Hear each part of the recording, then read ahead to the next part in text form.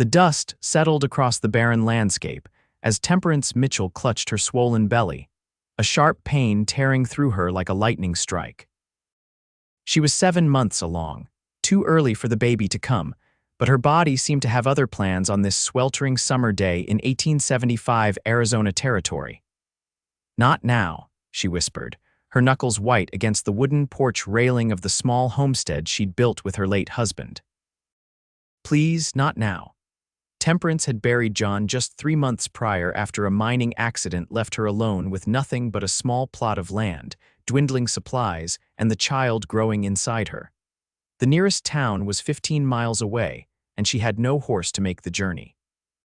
The baby wasn't due for another 2 months, and with each contraction that gripped her body, fear took hold of her heart. As the sun began to set, painting the desert sky in hues of orange and purple, Temperance spotted a cloud of dust on the horizon. A rider approached, and she prayed it wasn't trouble. Bandits and outlaws weren't uncommon in these parts, and a woman alone made for an easy target. The rider drew closer, and Temperance could make out the silhouette of a man atop a chestnut stallion. His hat was pulled low, obscuring his face, but the rifle resting across his saddle was clearly visible. "Hello, the house," the stranger called, stopping a respectable distance from the porch. His voice was deep but not threatening. "State your business," Temperance called back, one hand on her belly, the other reaching for the shotgun propped against the wall behind her. The man dismounted slowly, hands raised to show he meant no harm. "Name's Dalton Reid, madam, just passing through looking for a place to water my horse." He lifted his hat, revealing a sun-weathered face with kind eyes. "I don't mean to intrude, but you look like you might be in some trouble." Another contraction seized Temperance, and she couldn't hide the grimace that crossed her face. "I'm fine," she lied, her voice strained. Dalton took a step forward, concern etched on his features. "Pardon my forwardness, madam, but you don't look fine. Is there anyone else here with you?" Temperance shook her head, tears threatening to spill. "My husband's dead, I'm alone." Dalton's expression softened, "and the baby isn't supposed to come for another 2 months, she admitted, her voice breaking. He approached the porch steps cautiously. "May I come up? I've got some experience with birthing horses and cattle, mostly, but I know enough to tell if you're in real trouble." Temperance hesitated, then nodded. She had little choice. As Dalton ascended the steps, another contraction hit stronger than before. She cried out, doubling over. "Let's get you inside," Dalton said, gently taking her arm. Inside the modest cabin, Dalton helped Temperance to her bed. With practiced hands, he felt her belly, his brow furrowing with concern. "How long have you been having pains?" "Since this morning," she admitted, "but they've gotten worse in the last hour." Dalton nodded grimly. "Madam, I believe you're in labor. This baby's coming, ready or not." Fear gripped Temperance's heart. "It's too early. The baby won't survive." "Not without help," Dalton agreed. He stood abruptly, his mind made up. "There's a doctor in Cottonwood Springs. I can be there and back by morning if I ride hard." Temperance shook her head. "Cottonwood Springs is nearly 40 miles from here. You'll kill your horse." "I've got a good horse," Dalton said, determination in his voice. "And I know these lands. There are shortcuts." "Why would you do this for a stranger?" Temperance asked, searching his face for deceit or ulterior motives. Dalton's eyes met hers, unwavering. "Because no one should face something like this alone. My sister died in childbirth 3 years ago. Her husband was too drunk to fetch help." His jaw tightened at the memory. "I won't let that happen to another woman if I can help it." Another contraction seized Temperance, and she bit her lip to keep from screaming. "I'll go for the doctor," Dalton said, his decision made. "But first, let me get you comfortable and bring in some water." In the next hour, Dalton worked efficiently, bringing in buckets of water from the well, stoking the fire, and preparing clean cloths. He brewed a tea with herbs from his saddlebag that he said might ease her pain and slow the labor. "Drink this," he said, offering Temperance a cup. "It might buy us some time." As she sipped the bitter liquid, Dalton explained his plan. "I'll ride for Cottonwood Springs tonight. There's a doctor there named Ellis. Good man. If he's not in town, I'll find someone. Either way, I'll be back by dawn. And if the baby comes before then?" Temperance asked, voicing her greatest fear. Dalton's expression was grave but honest. Then you do what women have done since the beginning of time. You bring that child into the world and you fight for both your lives until I return."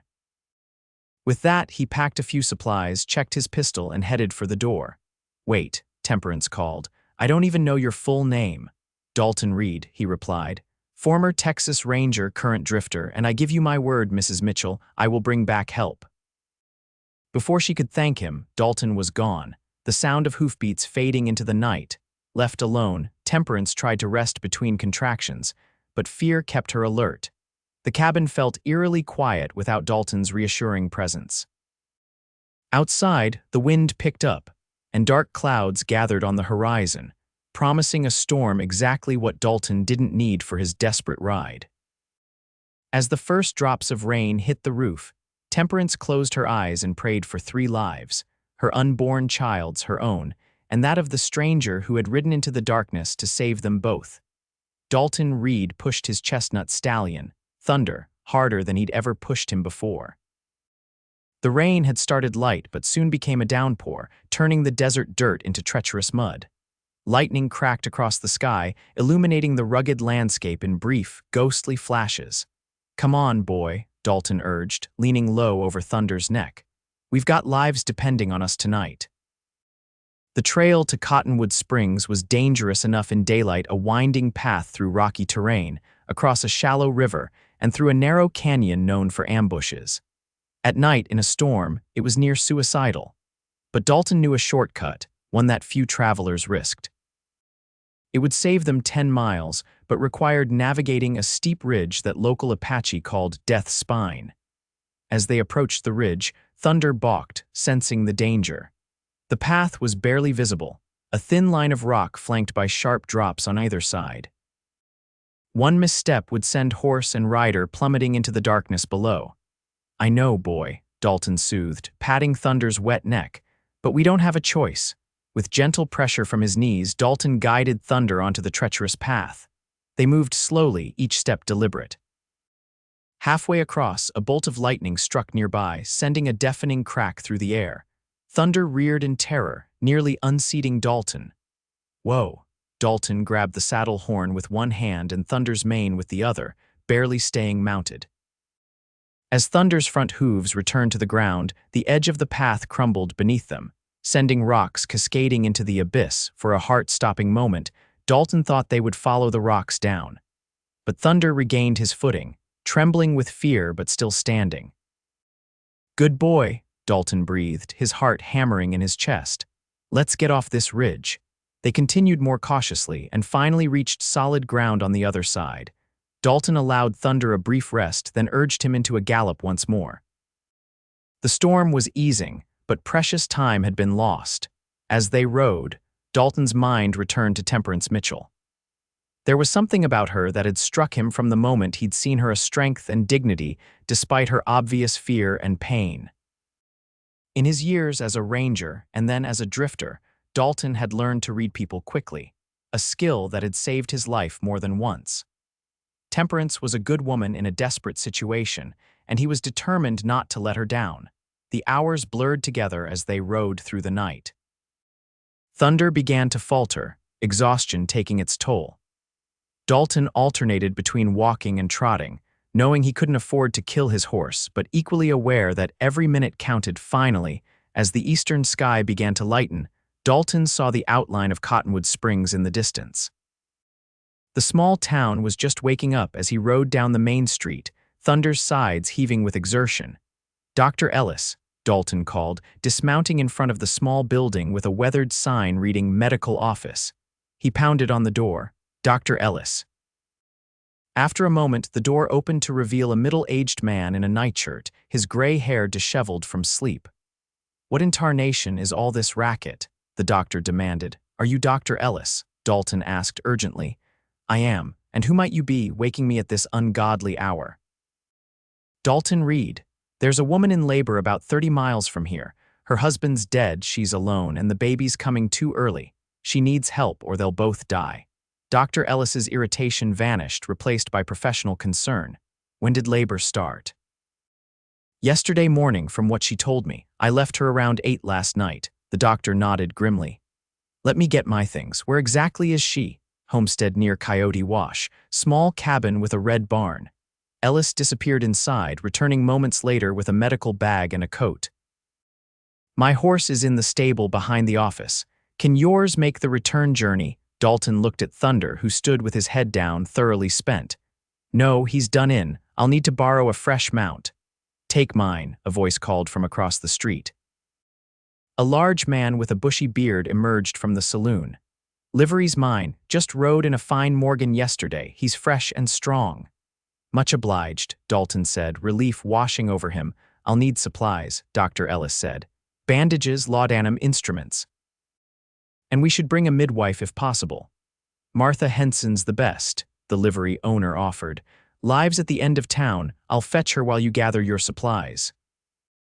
Within 20 minutes, Dalton was mounted on a sturdy black Morgan, leading a second horse carrying Dr. Ellis and a third with Martha Henson, a stern-looking woman with capable hands and a bag of birthing supplies. The woman's name is Temperance Mitchell, Dalton explained as they rode out of town. She's a widow, about 7 months along by my estimation. That's early, Martha said, concern in her voice. The baby's chances aren't good. They're better with us than without, Dr. Ellis replied firmly. Dalton, lead the way and for God's sake, take the main trail. I'm too old for shortcuts.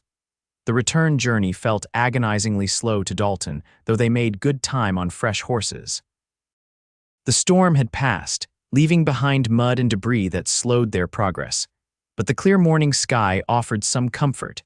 As they rode, Martha peppered Dalton with questions about Temperance, her age, health, how long she'd been a widow. Dalton answered as best he could, realizing how little he actually knew about the woman he'd ridden all night to help. Why did you do it? Martha asked finally, studying Dalton with shrewd eyes. Ride all night for a stranger, I mean. Dalton was silent for a moment. My sister died in childbirth, he said finally. I wasn't there. By the time I arrived, it was too late for her and the baby. I swore I'd never let that happen again if I could help it. Martha nodded, seemingly satisfied with his answer. As the sun climbed higher, Dalton's anxiety grew. Had Temperance managed to hold on? Was the baby already born? And if so, had they survived without help? There, he said finally, pointing to a small cabin in the distance. That's it. They approached at a gallop, and Dalton's heart sank when he saw no smoke rising from the chimney. The cabin looked quiet, too quiet. Dismounting before his horse had fully stopped, Dalton rushed to the door, fear gripping his heart.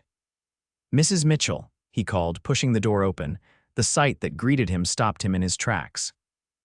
Temperance was still in the bed where he'd left her, but she was deathly pale, her nightdress soaked with sweat and blood. Her eyes were closed, and for a terrible moment, Dalton thought they were too late. Then her eyes fluttered open. You came back, she whispered, her voice barely audible. I promised I would, Dalton replied, relief washing over him. He stepped aside as Dr. Ellis and Martha hurried in. The baby? Dalton asked hesitantly, Temperance's eyes filled with tears. Not yet, but it's coming. I can feel it. Martha immediately took charge, shooing Dalton and the doctor aside while she examined Temperance. You've done well to hold on this long, dear, she said, her stern demeanor softening. But now it's time to let us help you. Dr. Ellis joined her, his expression grave as he assessed Temperance's condition. The baby's breech, he murmured to Martha after his examination, and she's lost a lot of blood. Dalton stood helplessly by the door, watching as the doctor and midwife worked. He'd done his part, bringing help as promised, but he couldn't bring himself to leave. Dalton, Dr. Ellis called, boil water as much as you can, and find clean linens. Grateful for something to do, Dalton set to work, stoking the dead fire and filling pots with water. As they heated, he searched the cabin, finding a chest with neatly folded sheets that he brought to Martha. Hours passed in a blur of activity. Temperance's screams tore at Dalton's heart as he paced outside the cabin, unable to watch but unwilling to leave. The sun climbed to its zenith and began its descent, marking the passage of time in an agonizingly slow procession across the sky. Finally, as afternoon shadows lengthened, a new sound pierced the air, the thin, outraged cry of a newborn. Dalton froze, hardly daring to hope. Then the door opened and Martha appeared, her apron stained but a smile on her face. "A girl," she announced. "Tiny as can be, but she's got a powerful set of lungs on her." "And Mrs. Mitchell?" Dalton asked, his voice tight with emotion. "Exhausted, but she'll live." "Dr. Ellis is tending to her now." Martha's expression turned serious. "The baby's very small, Dalton. The next few days will tell if she's strong enough to survive." Dalton nodded, understanding the gravity of the situation. "Can I see them?" Martha hesitated, then nodded. "Just for a moment." They both need rest. Inside, the cabin smelled of blood and sweat, but also something new, the unmistakable scent of life. Dr. Ellis was packing his bag while Temperance lay in the bed, her face still pale but peaceful, a tiny bundle cradled in her arms. She looked up as Dalton entered, and the smile that crossed her face made his heart skip a beat. "You saved us," she said simply. Dalton moved closer, looking down at the impossibly small infant wrapped in clean linen. The baby's face was red and wrinkled, with a wisp of dark hair on her head. One tiny fist had escaped the blanket and was waving in the air. "She's beautiful," Dalton said, his voice rough with emotion.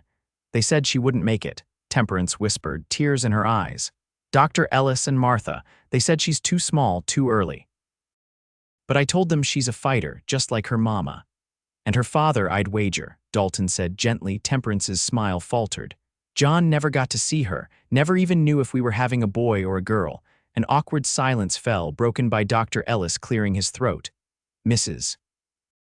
Mitchell needs rest," he said pointedly. "And we need to discuss arrangements. The baby will need special care for the next few weeks, and you shouldn't be alone." "I have nowhere else to go," Temperance said, a note of desperation in her voice. "This is our home." "I'll stay," Dalton found himself saying, surprising even himself. "At least until you're back on your feet. I can sleep in the barn, help with chores, if that's all right with you, madam." Temperance studied him for a long moment, then nodded. "I'd be grateful for the help, Mr. Reid." "It seems I owe you more than I can ever repay already." "No debt between us," Dalton assured her. "Just neighbors helping neighbors." As Dr. Ellis and Martha prepared to leave, promising to return in a few days to check on mother and child, Dalton saw them to the door. "That baby's chances are slim," Dr. Ellis said quietly, out of Temperance's hearing. "And even if she survives, Mrs. Mitchell's going to have a hard time making it on her own out here." "She won't be on her own," Dalton said firmly. "I gave my word." Martha gave him a knowing look. "Mind you keep it just neighborly, young man. That woman's vulnerable and grieving." "I understand," Dalton replied, his expression serious. "I respect Mrs. Mitchell and her situation. I'm just here to help." As the doctor and midwife rode away, Dalton stood on the porch, watching until they disappeared from sight. Then he turned back to the cabin, where a new mother and her fragile child fought for survival, and where, somehow, he had found a purpose he hadn't even known he was seeking. The first week was the hardest. The baby, whom Temperance named Hope, seemed to hover between life and death, her tiny body struggling with each breath. Temperance barely slept, keeping constant vigil, her face growing more haggard with each passing day. Dalton took over everything else, cooking, cleaning, caring for the livestock, and making repairs to the cabin and barn that had been neglected since John's death. At night, he slept in the barn as promised, but his sleep was light, ears attuned to any sound of distress from the cabin. On the third night, he woke to Temperance's desperate cries. He rushed to the cabin to find her holding Hope, whose tiny face had turned an alarming shade of blue. "She's not breathing right," Temperance sobbed. "I don't know what to do." Dalton took the infant, his large hands dwarfing her small body. With gentle fingers, he cleared her mouth and nose, then turned her onto her belly across his forearm, patting her back firmly but carefully. After a terrifying moment, Hope coughed and drew a shuddering breath, her color slowly returning. "How did you know to do that?" Temperance asked, taking her daughter back with trembling hands. "I helped birth a lot of calves and foals," Dalton said. "Sometimes they need a little help clearing their lungs." He didn't mention that he'd seen the same technique used on his sister's baby to no avail. That night, Dalton moved his bedroll into the cabin, settling on the floor near the fireplace. Neither of them acknowledged the impropriety. Survival took precedence over social norms. As the days passed, Hope began to show signs of strength. Her breathing became more regular, and she began to nurse more vigorously. Dr. Ellis returned after a week, expressing surprise at her progress. "She's not out of danger yet," he cautioned. "But she's stronger than I expected. Keep doing whatever you're doing." Temperance began to recover her strength as well. Dalton noticed the color returning to her cheeks, the increasing steadiness of her hands. She began to join him for meals at the small table, Hope sleeping in a makeshift cradle nearby. During these meals, they talked. At first, the conversation was practical discussions about the homestead, the livestock, what supplies were needed from town. But gradually, they began to share more of themselves. Temperance told Dalton about growing up in St. Louis, the daughter of a schoolteacher. She'd met John Mitchell when he came east looking for investors in a mining venture. They'd married quickly, and she'd followed him west with dreams of adventure and prosperity. "The adventure part came true," she said with a sad smile. "The prosperity, not so much. John was a dreamer, always certain the next big strike was just around the corner. But he was kind and he loved this land. He would have been a good father." In turn, Dalton shared his own story, his childhood in Texas, joining the Rangers at 19, and the events that had led him to become a drifter. "My sister's death hit me hard," he admitted one evening, his voice low as he stared into the fire. "I couldn't save her, couldn't even get there in time to say goodbye. After that, I couldn't seem to stay in one place. Something always drove me on. Until now," Temperance observed quietly. Dalton met her eyes across the table. "Until now," he agreed. As hope grew stronger, so did the connection between Dalton and Temperance. It wasn't spoken of, this growing bond, but it was there in the way their hands would briefly touch when passing the coffee pot, in the way Temperance would smile when Dalton returned from tending the animals, in the way he found himself watching her rock Hope to sleep, her face peaceful in the firelight.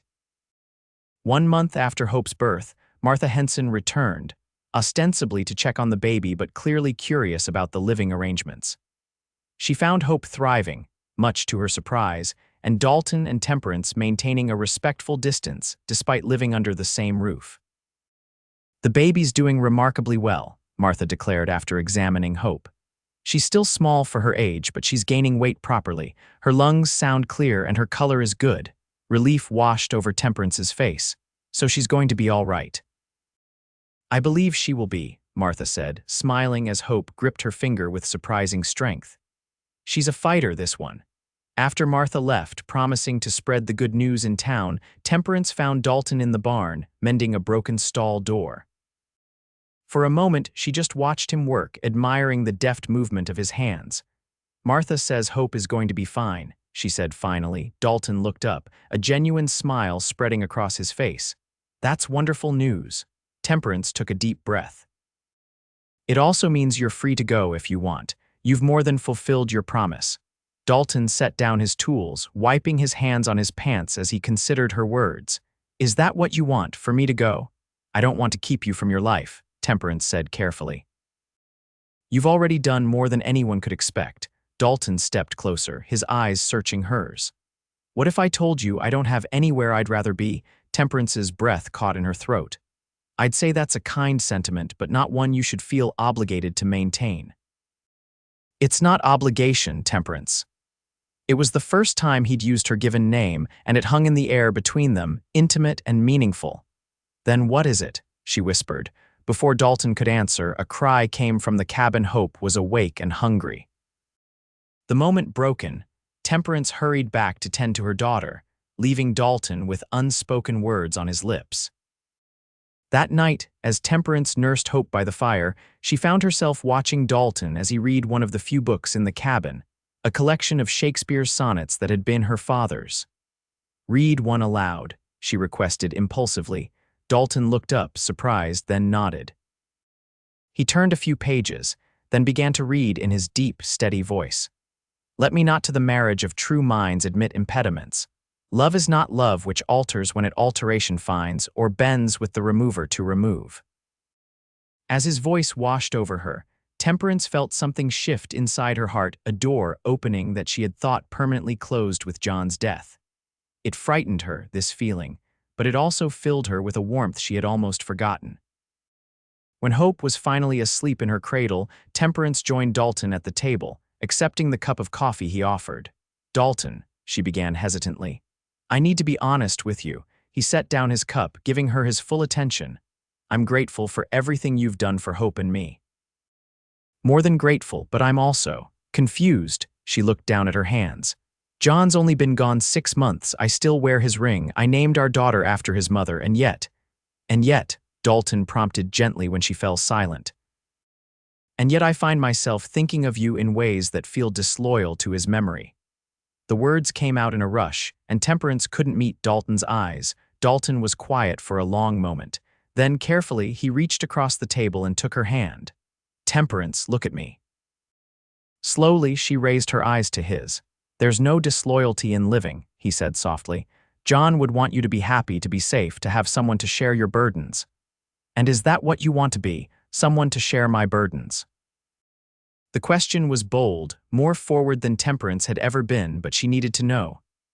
"I want to be whatever you need me to be," Dalton replied. "A friend, a helper, a protector." He paused, his thumb tracing circles on the back of her hand. "Or more if that's what you want. But only when you're ready, Temperance. And if that day never comes, I'll still consider myself fortunate to have known you and Hope." Tears filled Temperance's eyes at his words. "I don't know what I've done to deserve such kindness." "It's not about deserving," Dalton said simply. "It's about finding something unexpected and recognizing its value." They sat in silence after that, hands still joined across the table, until Hope's soft cries called Temperance away once more. But something had changed between them, an honesty that brought not resolution, but possibility. As summer turned to fall, life on the homestead settled into a comfortable rhythm. Hope grew stronger each day, her tiny face filling out, her grip becoming more sure. She began to smile, a toothless grin that never failed to melt Dalton's heart.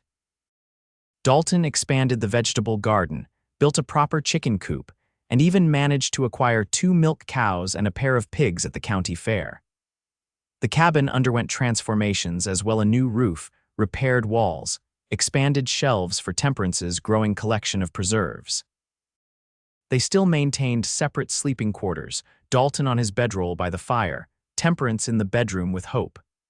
But their days were spent together, working side by side, sharing meals, talking long into the evening. On Hope's 3-month birthday, Dalton rode into Cottonwood Springs and returned with a surprise: a rocking chair, beautifully crafted from oak, with a cushion covered in blue calico. "For those long nights," he explained as Temperance ran her hands over the smooth wood in wonder. "It's beautiful," she whispered. "But it must have cost." "Don't worry about the cost," Dalton interrupted gently. "I've been saving most of what I earned from odd jobs in town. This seemed like a good use for it." That night, as Temperance rocked Hope in her new chair, she made a decision. When Hope was finally asleep, she carefully placed her in her cradle, then joined Dalton at the table where he was cleaning his revolver. "I've been thinking," she said, her voice steady despite the nervousness fluttering in her stomach, "about what happens next." Dalton set down the gun, giving her his full attention. "What do you mean, winter's coming? The 3 of us living in this small cabin. People will talk if they haven't already." "Let them talk," Dalton said dismissively. "We know the truth." "The truth," Temperance repeated slowly. "And what is the truth, Dalton? What are we to each other?" The question hung in the air between them, weighted with months of unspoken feelings, of careful distance maintained despite growing closeness. Dalton stood, moving around the table to stand before her. Gently, he took her hands in his. "The truth is that I love you, Temperance Mitchell. I've loved you since that first night when you faced childbirth alone with more courage than most men show in battle. I've loved you watching you with Hope, seeing your strength and tenderness. I've loved you working beside you, talking with you, building this life." He paused, his eyes never leaving hers. "But I've held back because of John, because of your grief, because you needed time." Temperance's eyes filled with tears, but they were tears of relief, of joy. "I've been afraid," she admitted. "Afraid of betraying John's memory, afraid of depending on someone again, afraid of what might happen if I let myself love you." "And now," Dalton asked, his voice barely above a whisper, "now I'm still afraid, Temperance said with a small smile. But I'm more afraid of not taking this chance. Because I do love you, Dalton. I love the man who rode all night for a stranger. I love the man who has cared for my daughter as if she were his own. I love the man who has been patient and kind and respectful, even when it would have been easier not to be. Dalton's hands tightened around hers. Temperance, he breathed, her name a prayer on his lips. Slowly, giving her every chance to pull away, he leaned down and kissed her. It was a gentle kiss, tender and questioning, but it sent warmth spreading through Temperance's body like wildfire. When they finally parted, both a little breathless, Dalton rested his forehead against hers. "Marry me," he said simply. "Let me be a father to Hope, a husband to you. Let's make this family official." Temperance looked up at him, her heart full to bursting. "Yes," she whispered. "Yes, I'll marry you." The wedding was a simple affair held in the small church in Cottonwood Springs 2 weeks later. Temperance wore her best dress, a deep blue calico with a lace collar, and carried a bouquet of late-blooming wildflowers. Hope, dressed in a white gown that Temperance had made from one of her old petticoats, was cradled in Martha Henson's arms. Dr. Ellis stood as Dalton's best man, and several families from neighboring homesteads attended, curious about the widow Mitchell and the drifter who had saved her baby's life. The ceremony was brief, the traditional vows exchanged with steady voices and clear eyes. When the preacher pronounced them husband and wife, Dalton kissed Temperance with a restraint that belied the emotion in his eyes. The small reception was held at the town's only hotel, with a modest spread of food contributed by the local women. As Temperance circulated among the guests, Hope in her arms, she was struck by how different this felt from her wedding to John, not less, but different. With John, there had been youthful excitement, dreams of adventure. With Dalton, there was something deeper, a partnership forged in crisis, a love built on respect and shared purpose. As the celebration wound down, Dalton approached, his eyes warm as he gazed at his new family. "Ready to go home, Mrs. Reid." Temperance smiled at the new name, testing the feel of it. "Mrs. Reid," she repeated. "It sounds right somehow." They rode back to the homestead in the wagon Dalton had purchased with his savings, Hope sleeping peacefully in a basket between them. As they approached, Temperance gasped in surprise. The cabin was transformed, a fresh coat of whitewash, new curtains in the windows, and a sign above the door that read Family Homestead, EST, 1875. "When did you do all this?" Temperance asked in wonder. "I had some help," Dalton admitted with a grin. "The McAllisters and the Johnsons came over while we were in town yesterday, said it was their wedding gift." Inside, the cabin had been prepared for their return, a fire laid in the hearth, a bouquet of dried flowers on the table, and the bed made up with fresh linens. In the corner, Hope's cradle had been moved into the main room, a considerate gesture that brought a blush to Temperance's cheeks. After settling Hope in her cradle, Temperance turned to find Dalton watching her, a mixture of love and desire in his eyes. Without words, he crossed to her, taking her in his arms with a gentleness that made her heart ache. "I never thought I'd find this," he murmured against her hair. "A home, a family, a woman like you." Temperance reached up, tracing the line of his jaw with her fingers. "When John died, I thought my life was over. Then Hope came early, and I thought we'd both die out here alone, but you rode into our lives and changed everything. For the better, I hope," Dalton said, a hint of his old uncertainty in his voice. In answer, Temperance rose on her tiptoes and kissed him, putting all her love, all her gratitude, all her hope for their future into that kiss. Dalton responded in kind, his arms tightening around her, his body warm and solid against hers. Later, as they lay together in the darkness, Hope soft breathing a counterpoint to the crackling fire, Temperance rested her head on Dalton's chest, listening to the steady beat of his heart. "Tell me about Texas," she said softly. "About where you grew up." Dalton's hand stroked her hair as he told her about the rolling hills of the hill country, the clear rivers, the sprawling oak trees. He spoke of his family's small ranch, of learning to ride before he could walk, of his father's stern but fair hand and his mother's gentle wisdom. "I'd like to see it someday," Temperance said drowsily, to show Hope where her father came from. Dalton's hand stilled in her hair. Her father, Temperance raised her head to look at him. Yes, her father, the man who will raise her, teach her, love her. The man who rode all night to save her life before he even knew her. She touched his face tenderly. Hope may have John's blood, but she'll have your heart, Dalton, and that makes you her father in all the ways that truly matter. Tears glinted in Dalton's eyes as he pulled her close again. I'll try to deserve that honor, he whispered, every day of my life. As winter descended on the homestead, the small family settled into their new reality. The days grew shorter, the nights colder, but inside the cabin, warmth and love abounded.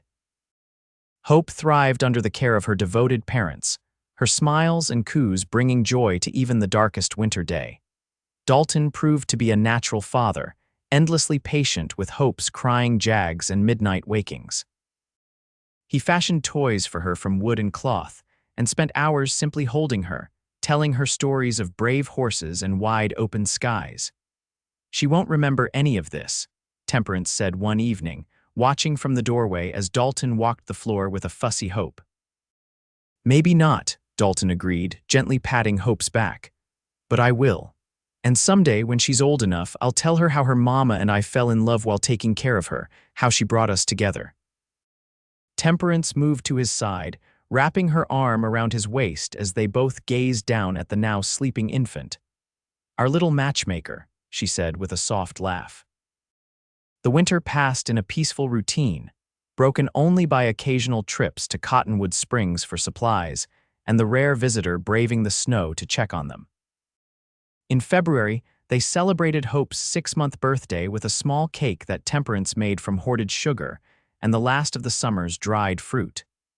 She's getting so big, Dalton marveled, watching as Hope batted at a colorful string of wooden beads he had made for her. Dr. Ellis says she's caught up to where she should be, Temperance said proudly. No one would ever guess she came 2 months early.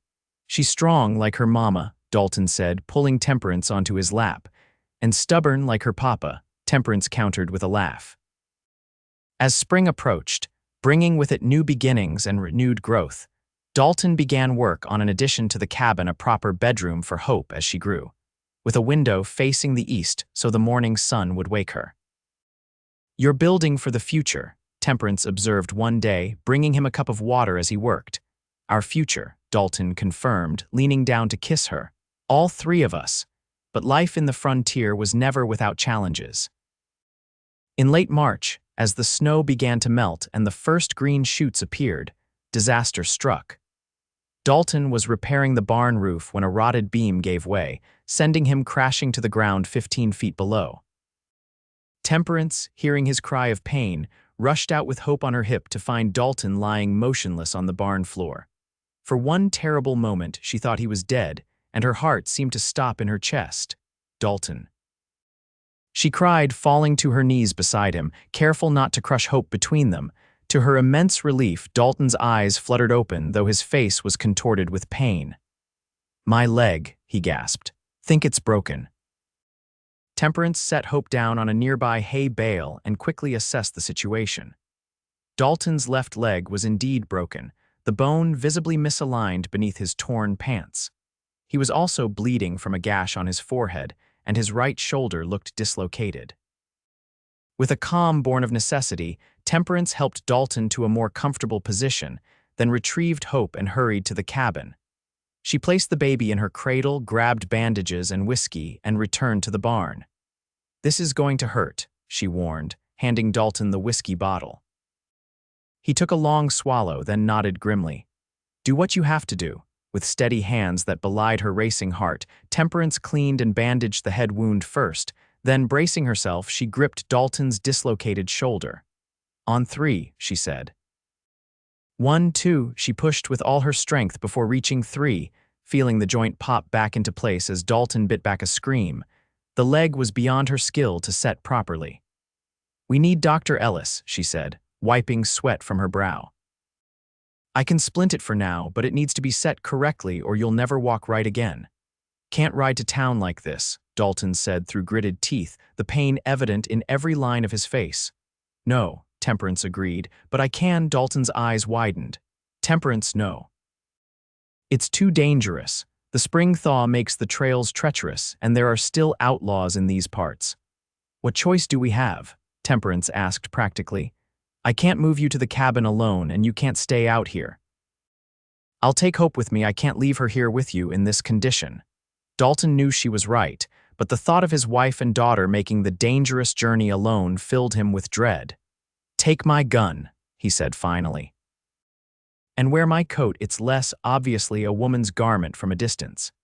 Keep to the main trails, and if you see anyone suspicious, hide until they pass. With Dalton's guidance, Temperance fashioned a crude stretcher from barn boards and blankets. Using the pulley system they used for hay bales, she managed to hoist Dalton partially off the ground, then drag the stretcher beneath him and lower him onto it.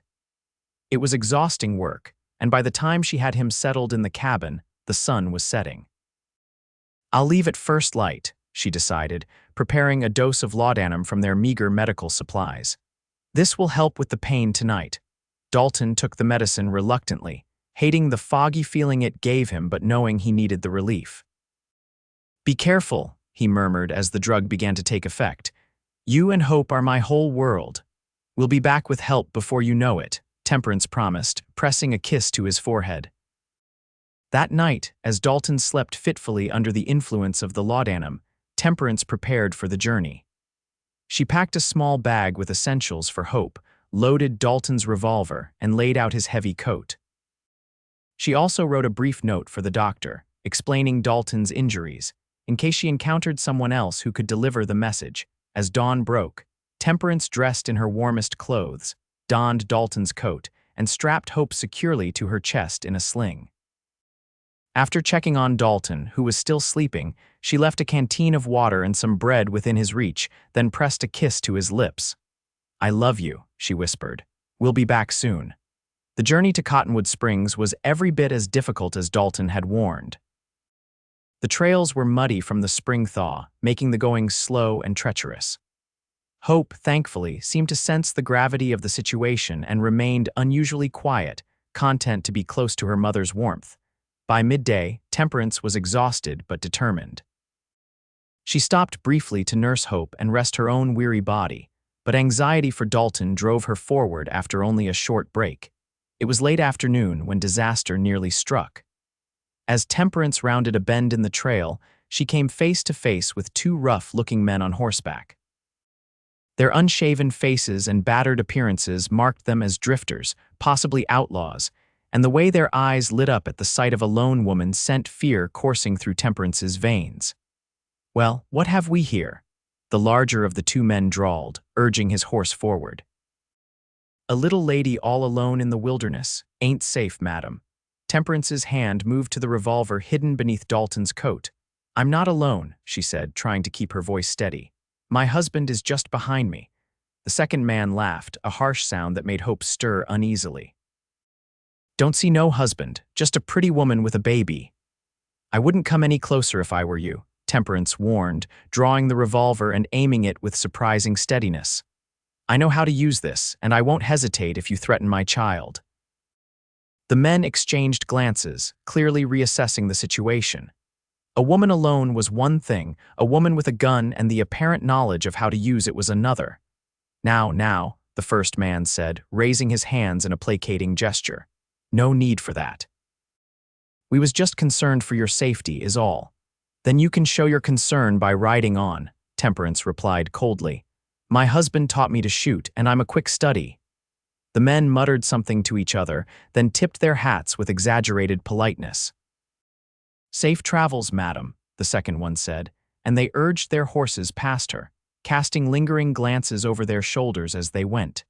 Temperance kept the revolver ready until they were out of sight, then sagged against a tree, her legs suddenly weak with delayed fear. Hope began to cry, sensing her mother's distress. It's all right, little one, Temperance soothed, tucking the gun away and bouncing Hope gently. We're safe, we just need to keep going. It was nearly dusk when Temperance finally stumbled into Cottonwood Springs, her dress muddy to the knees, her face streaked with dust and tears of exhaustion.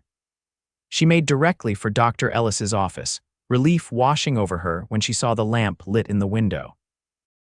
The doctor opened the door at her knock, his expression changing from irritation to concern as he took in her bedraggled appearance and the baby bundled against her chest. "Mrs. Reid, what in heaven's name? It's Dalton," Temperance interrupted, her voice cracking. "He fell from the barn roof. His leg is broken and he has other injuries. He needs help." Dr. Ellis ushered her inside, calling for his wife to bring tea and blankets. "When did this happen?" he asked, already gathering his medical bag. "Yesterday afternoon," Temperance said, sinking gratefully into a chair as Mrs. Ellis took Hope from her arms. "I couldn't move him properly to the cabin and he couldn't ride. I had to leave him and come for help." "You rode all the way from your homestead alone, with the baby?" Dr. Ellis looked at her with newfound respect. "That's nearly 30 miles of rough country." "I didn't have a choice," Temperance said simply. "He needed help, and I was the only one who could get it." Within the hour, Dr. Ellis had organized a rescue party himself, the blacksmith, whose wagon could accommodate a stretcher, and 2 young men from the livery stable for additional protection. Despite her exhaustion, Temperance insisted on returning with them. "I won't leave him wondering if we made it safely," she said firmly when Mrs. Ellis tried to convince her to stay. "Hope and I are going back." The return journey was easier with company and a wagon, though still slow due to the muddy trails. They traveled through the night, guided by lanterns and the doctor's knowledge of the route. Temperance, despite her fatigue, couldn't sleep, her mind filled with worry for Dalton. Dawn was breaking as they finally reached the homestead. Temperance practically leaped from the wagon, rushing to the cabin with Hope still bundled against her chest. She found Dalton awake, pale with pain but alert, his eyes lighting up with relief at the sight of them. "You made it," he whispered as she knelt beside him, tears streaming down her face. "I was so worried." "Of course we made it," Temperance said, touching his face tenderly. "We had something worth coming back for." Dr. Ellis and the others entered, and the next few hours were a blur of activity as Dalton's leg was properly set, his other injuries treated, and a proper bed fashioned in the main room of the cabin so he wouldn't have to be moved unnecessarily. "He'll need at least 6 weeks of rest before he can put any weight on that leg," Dr. Ellis told Temperance as he prepared to leave. "And even then, he'll need to use crutches for a while. The shoulder should heal more quickly, but he won't be doing any heavy labor for some time." Temperance nodded, her mind already calculating what this meant for the homestead, for their plans, for their survival. "We'll manage," she said with quiet determination. "We've faced worse." After the doctor and the others had gone, promising to check back in a week, Temperance sat beside Dalton's bed, Hope sleeping peacefully in her cradle nearby. "I'm sorry," Dalton said, his voice rough with pain and emotion. "This puts everything on your shoulders." Temperance took his hand, squeezing it gently. "That's what marriage is, isn't it? Sharing burdens. You've carried more than your share since we met. Now it's my turn."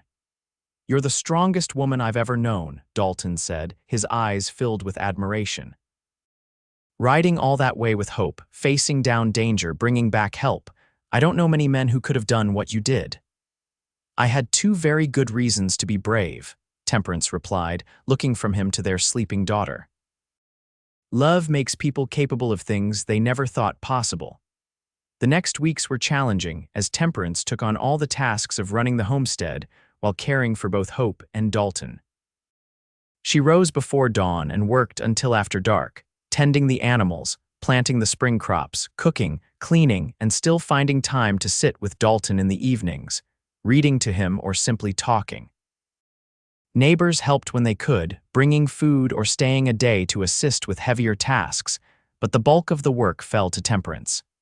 She grew thinner, her face more drawn, but her spirit remained unbroken. Dalton watched her with a mixture of pride and concern, hating his own helplessness but marveling at her strength. As soon as he was able, he insisted on taking over care of Hope while Temperance worked outside, and he found ways to contribute despite his limitations, mending harnesses, shelling peas, even teaching himself to cook simple meals that could be prepared from his seated position by the fire.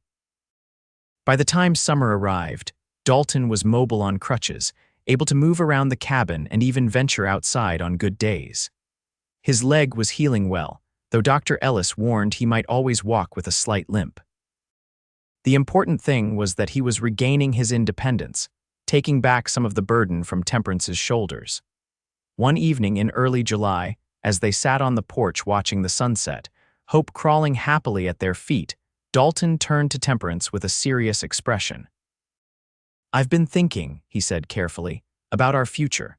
Temperance looked at him, noting the tension in his face. "What about it? This life is hard, Temperance. Too hard sometimes. The accident made me realize how vulnerable we are out here, how quickly things can go wrong." He took her hand, his eyes earnest. "I want us to consider moving, not far, just into Cottonwood Springs or maybe even Silver City. Somewhere with people nearby, with a doctor, with opportunities for Hope as she grows." Temperance was silent for a long moment, watching as Hope pulled herself up on the porch railing, her little face triumphant at the achievement. "This is our home," she said finally. "The home you've helped build, the land we've worked together. I can't imagine leaving it." "I know," Dalton acknowledged, "and I wouldn't suggest it if I didn't think it was best for all of us. But think about it, Temperance. In town, I could find steady work that doesn't depend on my physical strength. You wouldn't have to work yourself to exhaustion just to keep us fed. Hope could have friends and education. And what about the dreams we've built here?" Temperance asked, her voice catching. "The expanded garden, the new barn, the orchard we plan to plant next spring." Dalton's hand tightened around hers. "Dreams can change, can grow. They don't have to be tied to one piece of land." Temperance looked out at the homestead, the fields she'd planted, the animals she'd tended, the home she'd made first with John and then with Dalton. It was hard to imagine leaving it all behind. "I'm not saying we have to decide right now," Dalton said gently. "Just that we should consider all our options, for Hope's sake if not for our own." That night, as Temperance lay awake beside Dalton, his words echoed in her mind. She thought of the long, lonely ride to town after his accident, of the fear she'd felt facing those men on the trail, of how vulnerable they truly were out here.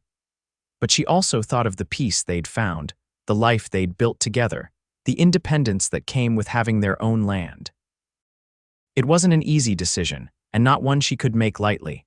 As summer progressed into fall, they continued to discuss the possibility of moving. Dalton gradually returned to full strength, though as predicted, he walked with a slight limp when tired or in damp weather. The harvest was good, their stores full for the coming winter, and Hope continued to thrive, taking her first steps in September to the delight of her parents. It was during the Harvest Festival in Cottonwood Springs that their future became clearer. They had brought their excess produce to sell Temperance's preserves, and Dalton's carved wooden toys were particularly popular, and Hope, now an active toddler, charmed everyone she met. As they were packing up their unsold goods, the town's mayor approached them. "Mr. and Mrs. Reid," he greeted them warmly. "I've been hoping to speak with you." "Mayor Thompson," Dalton nodded respectfully. "What can we do for you?" The mayor, a portly man with an impressive mustache, beamed at them. "It's more what I can do for you, perhaps. Our school teacher, Miss Winters, is getting married at Christmas and moving to Denver with her new husband. The town council is looking for a replacement, and your name came up, Mrs. Reid." Temperance blinked in surprise. "Me, but I'm not a trained teacher." "Your father was a school teacher, wasn't he?" the mayor asked. "And Dr. Ellis tells me you're one of the most well-read women he's ever met. We're not in a position to be too particular out here, Mrs. Reid. We need someone who can teach reading, writing, arithmetic, and a bit of history. The pay isn't much, but there's a small house that comes with the position." Temperance looked at Dalton, who was watching her with a carefully neutral expression, though she could see the hope in his eyes. "What about you, Mr. Reid?" the mayor continued. "I understand you're handy with tools. Our town is growing and we could use a good carpenter and general handyman. Between the two of you, you could make a comfortable living." "It's a generous offer," Dalton said cautiously, "but we have our homestead to consider." Of course," the mayor nodded. "No need to decide right away. The position doesn't open until January. Think it over, discuss it, and let us know." As they rode home that evening, Hope sleeping in Temperance's arms, the mayor's offer hung between them, unspoken but omnipresent. Finally, as the homestead came into view, Temperance broke the silence. "It would be a good opportunity," she said quietly, "for all of us. Dalton looked at her, surprise and hope mingling in his expression. "You're considering it." "I've been thinking about what you said, about our vulnerability out here, and seeing Hope today, how she played with the other children." Temperance sighed. "She deserves more than isolation, more than just us for company." "The homestead, we could keep it," Temperance said, the idea forming as she spoke. "Not sell it, just let it rest for a while. Maybe rent it to a young couple starting out like we were. And someday, when Hope is grown, it could be hers if she wants it." Dalton was quiet for a moment, considering. "You'd really be willing to try living in town, teaching other people's children?" "I think I might enjoy it," Temperance admitted. "I've always loved books, loved learning, and it would be stable work, not dependent on the weather or the markets." They reached the cabin, and Dalton helped Temperance down from the wagon, taking Hope from her arms. As they stood together in the yard, the setting sun gilding everything in gold, Dalton pulled Temperance close with his free arm. "Whatever you decide, I'm with you," he said softly. "Here in town, wherever life takes us, we're a family, and that's what matters." Temperance leaned into his embrace, watching as Hope stirred and opened her eyes, reaching out a small hand to touch her father's face. "We are a family," she agreed. A family that started with a desperate ride on a stormy night, when a stranger brought hope to a woman who thought all was lost. Dalton smiled down at his wife and daughter, his heart full to bursting with love for them both. "Not a stranger anymore," he murmured. "And hope is more than just a word now. She's our future, our reason for everything." As they entered their cabin together, Temperance knew that whatever path they chose, they would walk it side by side. The journey that had begun in fear and desperation had led to love, to family, to a future brighter than she could have imagined in her darkest hour. And it had all started because a cowboy had ridden all night for a doctor and some hope. 5 years later, on a crisp autumn day, Temperance stood on the porch of their house in Cottonwood Springs, watching as Hope ran across the schoolyard with her friends. At 6 years old, she was tall for her age, with Temperance's dark hair and John's blue eyes, but a spirit that was entirely her own. "Mama, watch me," Hope called, climbing the small oak tree that grew in the corner of the yard.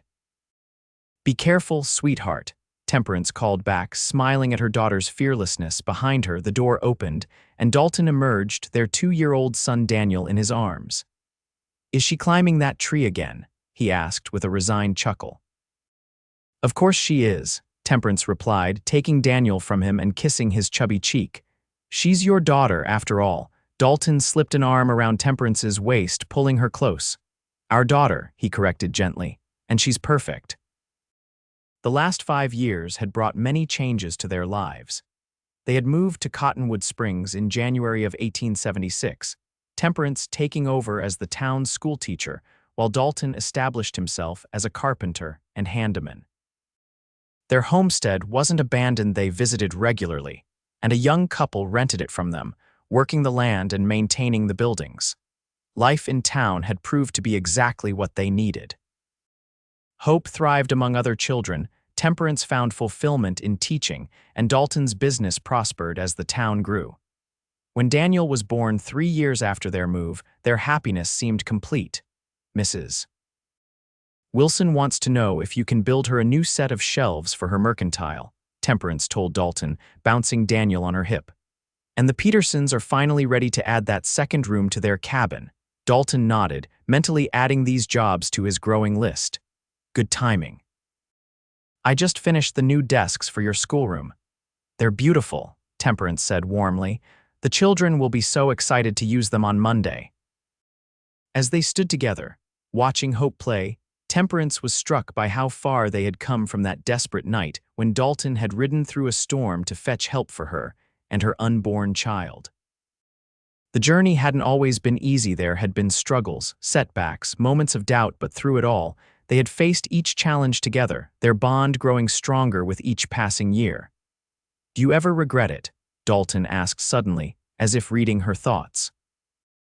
Leaving the homestead, moving to town, Temperance considered the question seriously, as she did all things. "No," she said finally. "I miss it sometimes, the quiet, the space, the sense of building something from nothing, but this was the right choice for us, for Hope and Daniel." And the homestead is still there, still ours in a way. We haven't lost it, just set it aside for now. Dalton nodded, his eyes following Hope as she jumped down from the tree and ran to join a game of tag. She's going to be something special, he said proudly.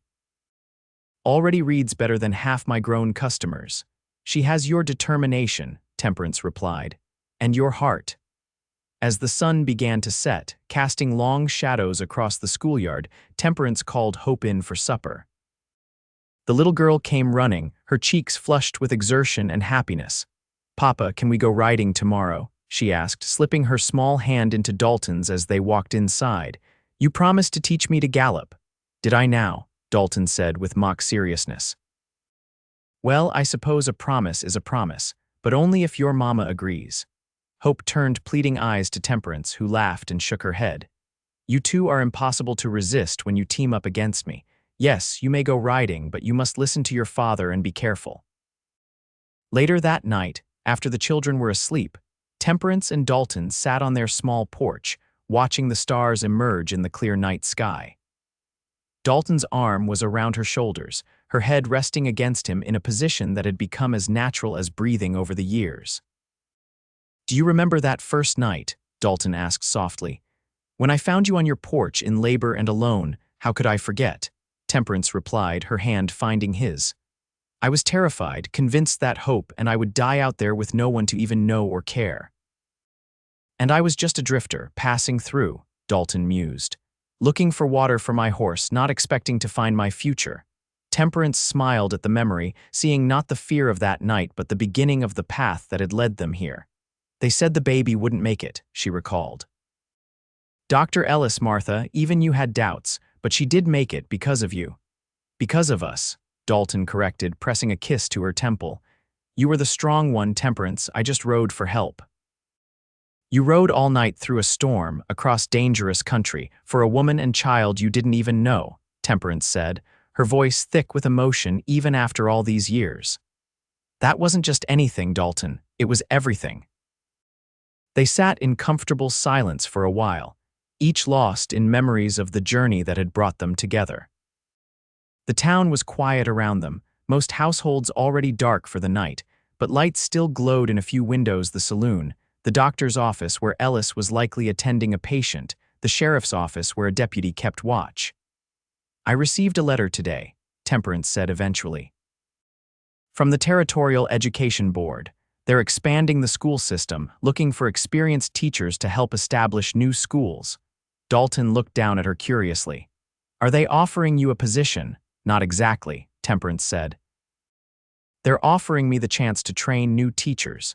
It would mean traveling sometimes, visiting other settlements, maybe even going to Santa Fe occasionally." "That's a great honor," Dalton said, pride evident in his voice. "You've built quite a reputation in the last 5 years." "I haven't given them an answer yet," Temperance added. "It would mean time away from you and the children, and I'm not sure I'm ready for that." Dalton was quiet for a moment, considering. "What do you want to do?" he asked finally. "Truly, Temperance. Not what you think you should do or what would be easiest for the family, but what calls to your heart." Temperance turned to look at him, touched as always by his ability to see to the heart of things. "Part of me wants to accept," she admitted. "To be part of building something important, to help bring education to children who might otherwise go without. But another part of me can't bear the thought of being away from you and Hope and Daniel, even for a few days at a time." "Why does it have to be either slash or?" Dalton asked pragmatically. "Why couldn't we sometimes go with you? Hope is old enough to travel safely and Daniel's getting there. I can take my work on the road for short periods."